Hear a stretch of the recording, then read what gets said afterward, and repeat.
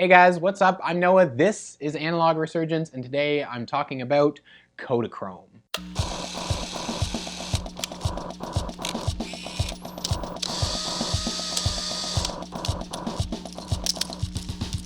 In 1973, acclaimed singer-songwriter Paul Simon released Kodachrome to the world. Featured on his third studio album, There Goes Rhymin' Simon, Kodachrome offered us nice bright colors along with greens of summer, and it made us think that all the world was a sunny day. Oh yeah. Now this was hugely significant for a number of reasons. First of all, it was Paul Simon's first photographic emulsion when Kodachrome is a registered trademark of Kodak color film. Kodachrome was a very popular format of color reversal film made by Kodak for decades and decades. And it's one of the things that made Kodak famous. And it was loved by tons and tons of people, whether they shot it in photographic format or movie format. And its ultimate demise and discontinuation was one of the big indicators that the technology and the way that we capture images is really just drastically changing as time goes on. Kodachrome was introduced by Kodak all the way back in 1935, and it was one of the very first widely available and easy to shoot color film formats out there. Now originally it was first introduced in 16mm for shooting movies. Now the following year Kodak also introduced it in 35mm roll film for cameras, and later on in 8mm movie format as well for the more amateur side of movie making. And Kodachrome was one of the most recognizable films ever made. It was a bright, super saturated, color reversal slide film. It was used by amateurs, it was used by professionals, it was used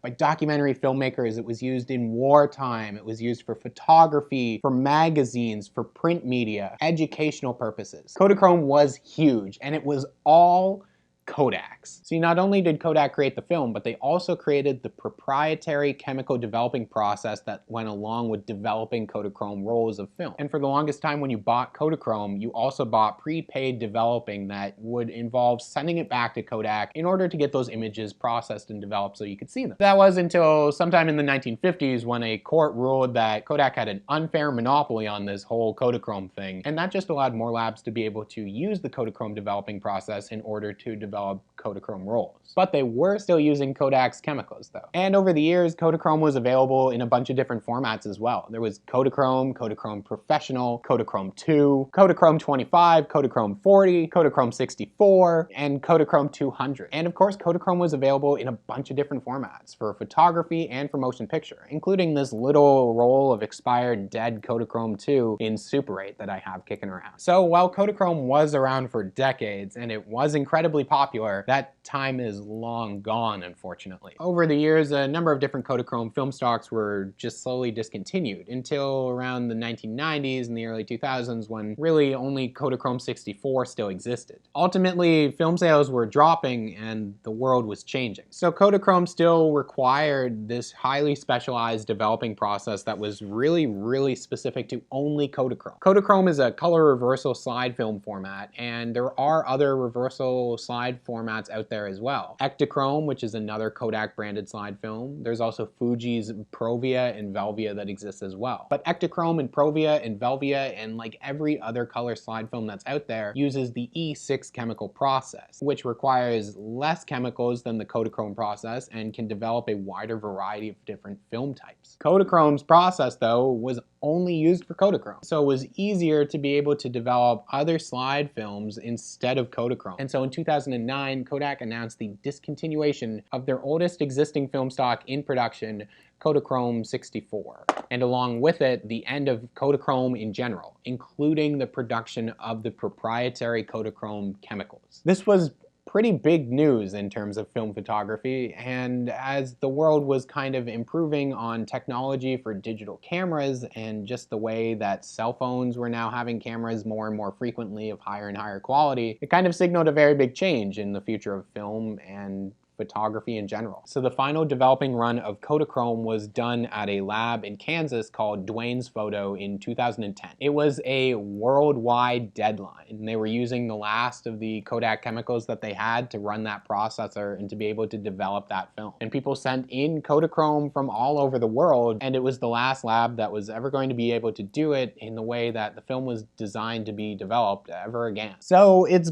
been about 10 years since the announcement of discontinuation for Kodachrome back in 2009, and where exactly does that leave us now in this kind of post-Kodachrome world? Well, first of all, Kodachrome is probably definitely just never ever coming back. In terms of the chemicals and the film and just the stuff that would have to be remade or re-engineered, it could come back in some strange different form, but not in the Kodachrome form that it always was. And my advice, as always, for people who don't necessarily know a ton about this stuff is don't buy expired Kodachrome. And there are people, of course, who are going to talk about experimental filmmaking and photography and developing Kodachrome in weird ways. And I know that's a thing that you can do. But a general good rule is don't buy Kodachrome expecting it to be developed properly. It can't be developed properly in color ever again. All these expired rows of Kodachrome are just really starting to age as well. And it's just really not worth the prices that people kind of charge because there's not really a full understanding of what this stuff is beyond seeing that it's film and maybe people will pay money for it. But honestly, expired Kodachrome is really not worth more than a few pennies. Except I don't even have pennies here in Canada anymore. So whatever your lowest denomination of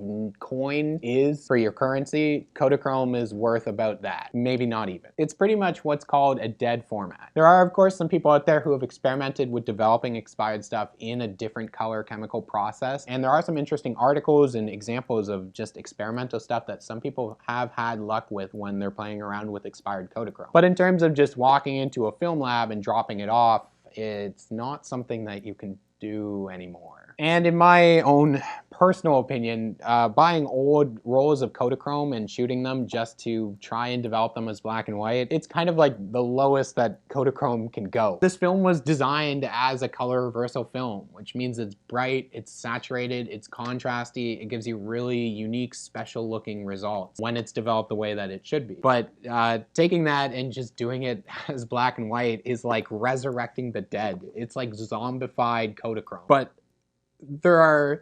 there are plenty of great black and white films out there that you can buy and develop as black and white is kind of all I'm saying. Now, Kodak did recently bring back their Ektachrome slide film. But like I said, Ektachrome is a slide film that uses the E6 chemical process that still exists because Fuji's Provia and Velvia also uses it. E6 is a chemical process that didn't disappear with the end of Ektachrome. So bringing something like that was always way more feasible than ever bringing back something like Kodachrome. Because Kodachrome is a super unique process that doesn't exist anymore and isn't something that you can just kind of flip a switch and turn back on and start doing again. But that didn't stop some dorks at Kodak from saying that they were looking into it anyways. In an interview in January of 2017, Stephen Overman said, "Are you going to bring back some of these iconic stocks, the film stocks like Kodachrome, Ektachrome?"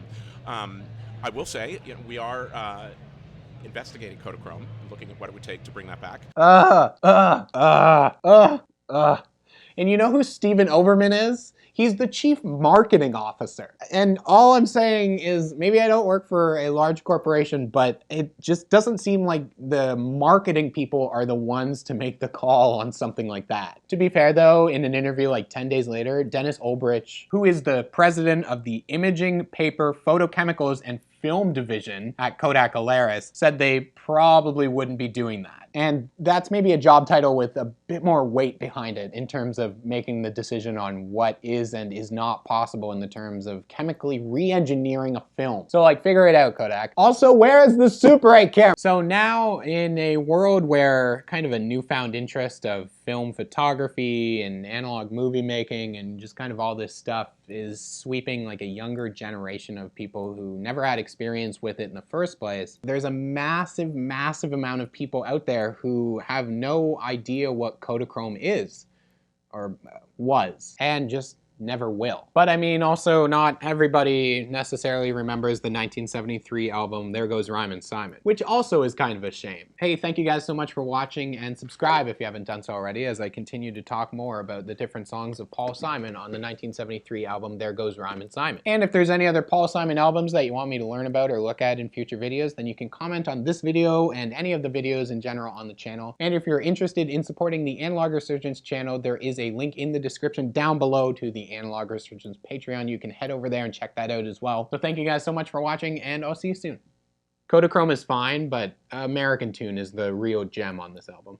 Hey, it's time for an extra special shout out to all the wonderful people who helped to support the Analog Resurgence channel over the last little bit on the Patreon. We have Abby Henderson, Balazo Sue, Bearded, Benjamin MacArthur, Bingling Shu, Carson Fuller, Caesar, Chaz Alling, Colin Jackson, Dan Gross, David Piranelli, Derek Koningsberg, Futigu, Gaurav Pai, Giuliano Lepedalina, Henry and Megan, Ian Farber, Jeremy Lee Camp, Marco Temperini, Nakia Jones, Paul Wagner, Ramblings from Canada, Taylor Kizella, and Todd Barton. As well as an extra special shout out to Carson Fuller and David Piranelli, who've added a little extra support to the channel over on the Analog Resurgence Patreon.